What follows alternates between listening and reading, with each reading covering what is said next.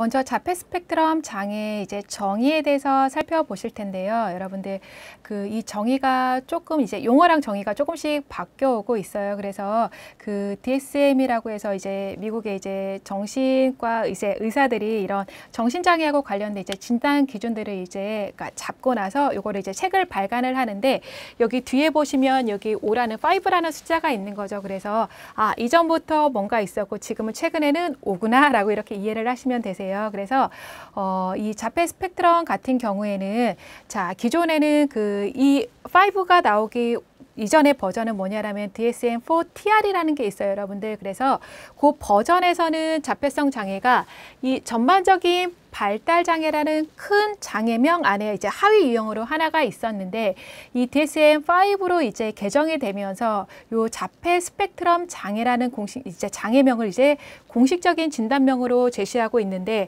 자 여기 스펙트럼이라는 용어 보이세요, 여러분들?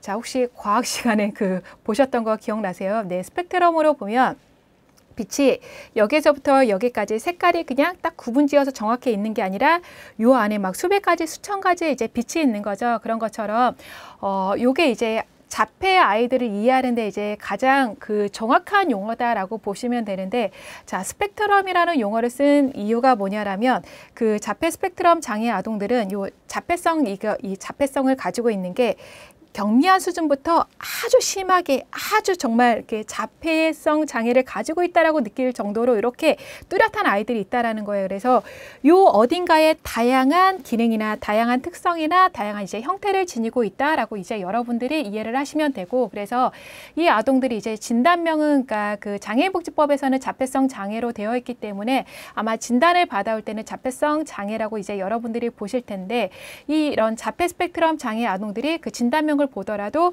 이 아동들은 동일한 진단명 안에도 굉장히 다양한 특성들을 보일 수 있는 아동들이 있다라고 이렇게 이해를 하시면 좋을 것 같습니다.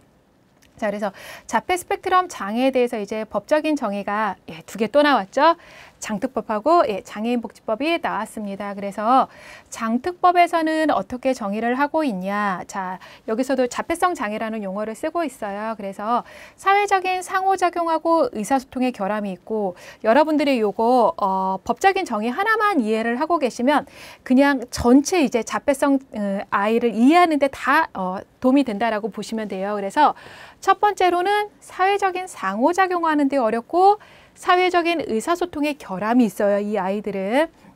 자, 그 다음에 또 하나 특징은 뭐냐라면 관심하고 활동이 굉장히 제한적이고 반복적이다라고 보시면 돼요. 그래서 사회적인 상호작용하고 의사소통의 결함이 있으면서 제한적이고 반복적인 관심과 활동을 보이기 때문에 이로 인해 뭐에 어려움이 있어야 되는 거죠? 네, 교육에 어려움이 있어야 돼요. 그래서 교육적 성취에 어려움이 있고 일상생활 적응하는 데에도 이제 도움이 필요한 사람을 이제 자폐성 장애로 본다라는 거고 장애인복지법에서도 자폐성 장애로 보고 있어요. 장애명을. 자, 그래서 여기에서의 정의는 뭐냐라면 소아기 이제 자폐증이라고 진단을 받거나 비전형적인 자폐증 이렇게 진단을 받은 거예요. 여기에 따라서 언어적인 거든 신체 표현이든 자기 조절이나 사회 적응 기능이나 이런 능력의 장애로 인해서 일상생활하고 사회생활에 상당한 제약을 받아서 다른 사람의 도움이 필요한 사람으로 이제 자폐성 장애를 진단하고 있고 지적장애 같은 경우에도 왜 장애 1급에서 6급 중에서 1급, 2급, 3급만 있었죠. 네, 자폐성 장애도 1급, 2급, 3급으로 나뉜다라고 보시면 되겠습니다. 자, 그래서 자폐 스펙트럼 장애 같은 경우에는 어떤 결핍이 주냐? 사회성 결핍이 주 특징이에요, 여러분들. 자, 이거 머릿속에 확 넣어두셔야 되는데 왜 지적장애 아동들 같은 경우에는 그러니까 어떤 대인관계 기술이나 구체적인 능력에 있어서는 조금 결핍을 보인다고 했지만 친구들 같은 경우는 그래도 조금 강점이 사회성은 그래도 조금 괜찮은 편이었죠. 그런데 자폐 스펙트럼 장애 아동들 같은 경우에는 이 사회성 결핍이 굉장히 주요한 특징이에요. 그리고 원인이 이제 신경발달 장애로 조금 많이 알려져 있고 다른 원인도 있고요.